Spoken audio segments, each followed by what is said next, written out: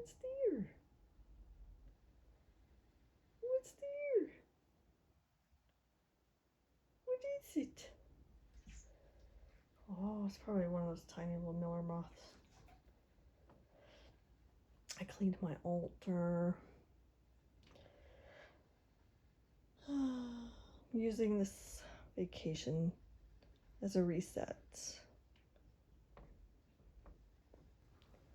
Hi, honey. I'm so glad to be home with my babies. My babies. Aww. You glad I'm home too?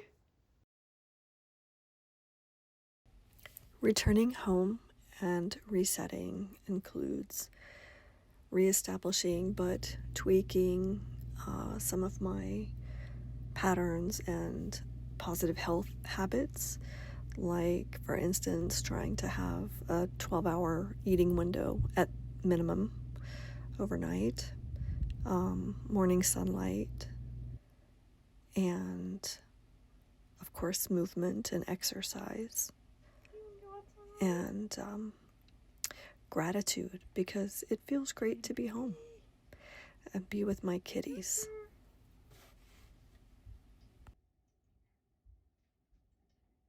Very focused. Do you want to go out? We'll have to let Mel come in.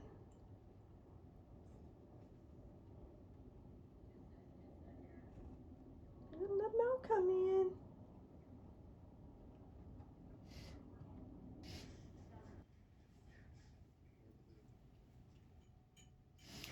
In process. The next painting. Always on to the next.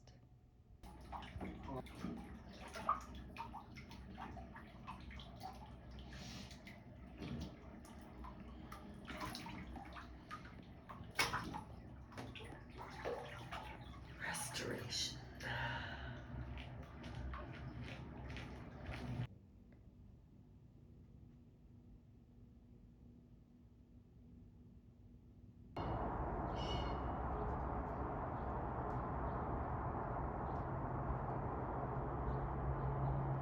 Morning, kitties. Good morning.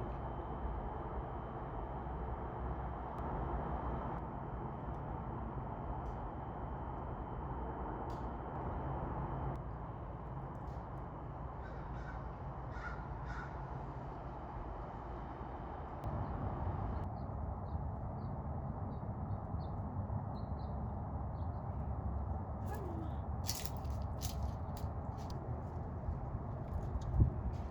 Here, baby. Here you go.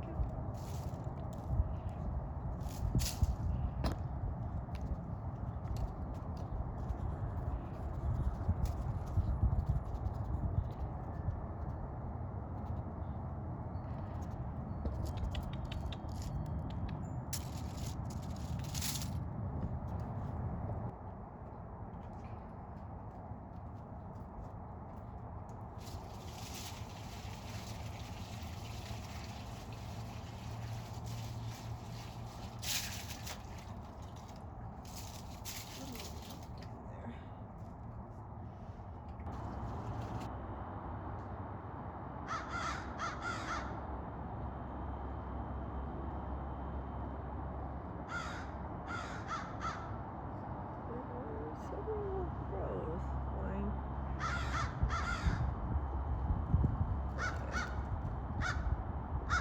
There we go.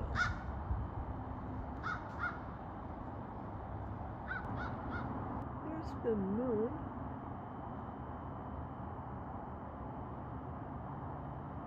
The last of the waning moon. It's pretty. My camera just doesn't capture it. It's really pretty. It's bright.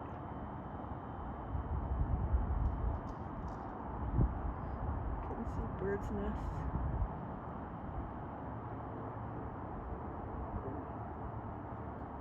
Just how bare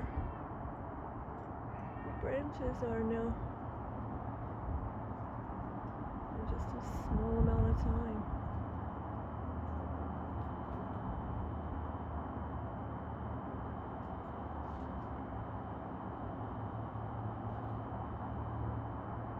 winter is coming.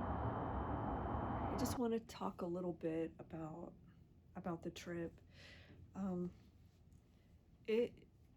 I've been feeling a lot of nostalgia, and I think that very often nostalgia, there's a German word that describes it, but I can't think of it right now.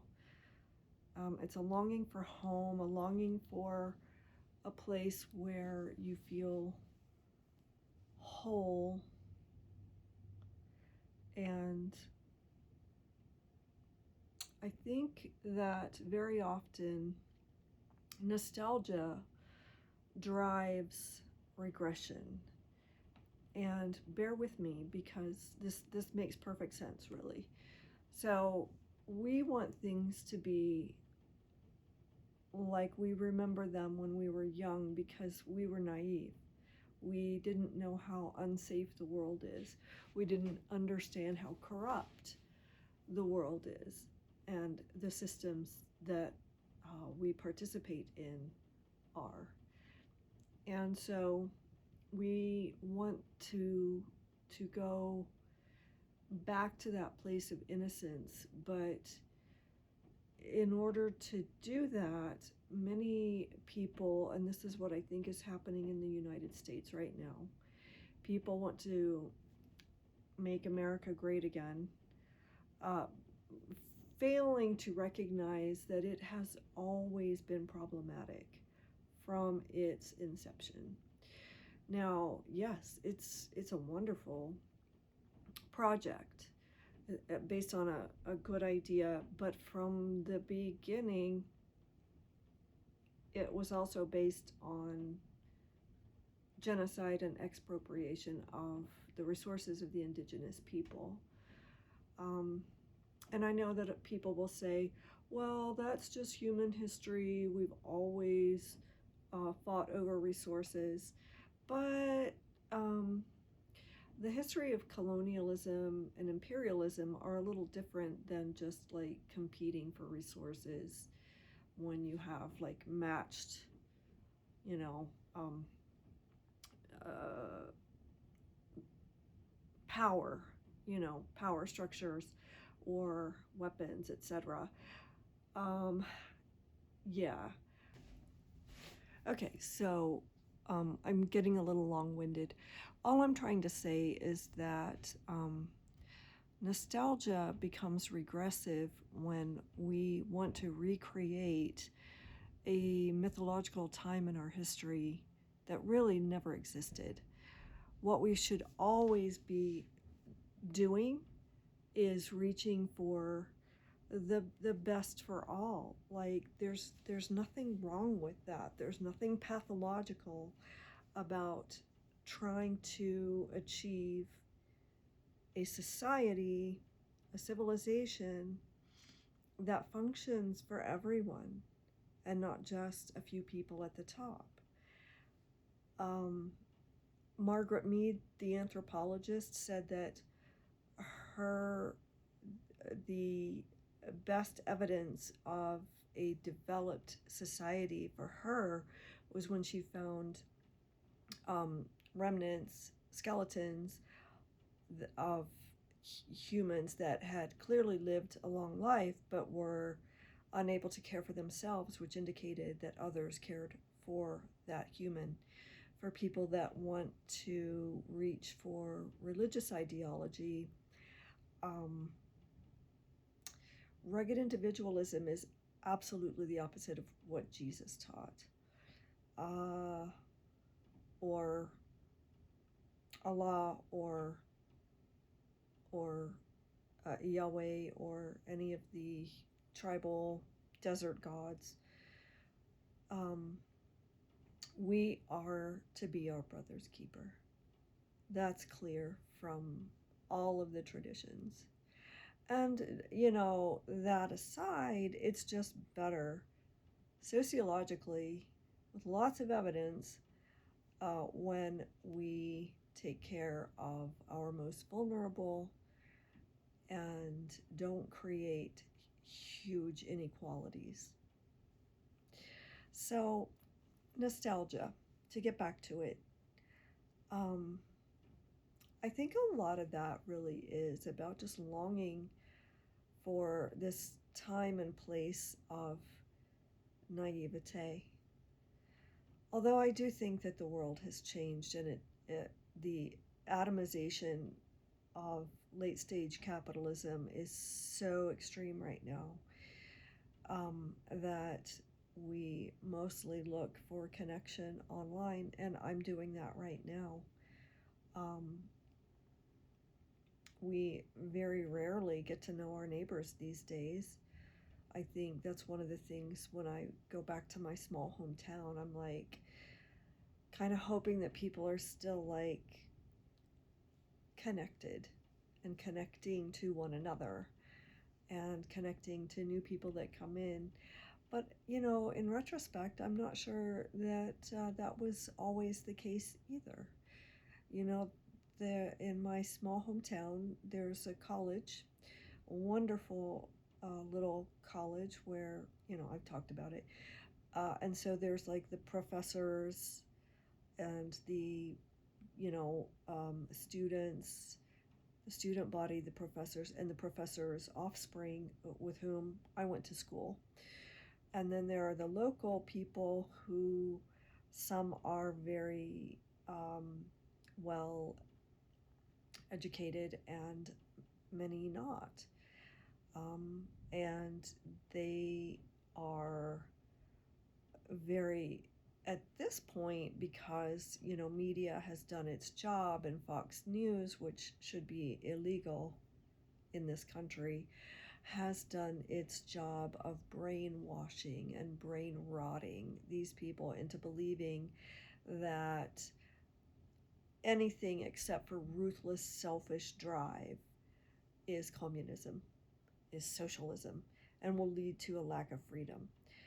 When in praxis, in actual, you know, measurable outcomes in societies, the more social the economy, even if it's a capitalist economy, but with the more broad social safety nets, the more freedom you actually have, because you have the freedom to go to college, choose a career, or stay home with your family, your children, because there are safety nets. There's paid maternal leave, paid paternal leave, daycare, nannies that come take care of you and help you, you know, heal and bond with your child, etc. We don't do any of that here. We just demand that women procreate, give birth, use their bodies to create the next labor force and the next generation of consumers as well, with no compensation, none. But I'm kind of getting off on a little rant. So the whole kind of project of nostalgia, not project, the whole kind of phenomenon of nostalgia and how it's used and weaponized. So maybe it is a project in our media, you know, Hallmark, Norman Rockwell, the Christmas movies, is used to drive consumerism and to consolidate power at the top. And I just want all of us to think about that a little bit.